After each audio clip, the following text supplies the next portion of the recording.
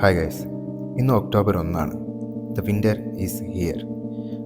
ഈ ഫിറ്റ്നസ് ഫീൽഡിൽ നിൽക്കുന്നവർക്ക് കുറച്ച് പേർക്ക് അറിയായിരിക്കും വിൻ്റർ ആർക്കിനെ കുറിച്ച്.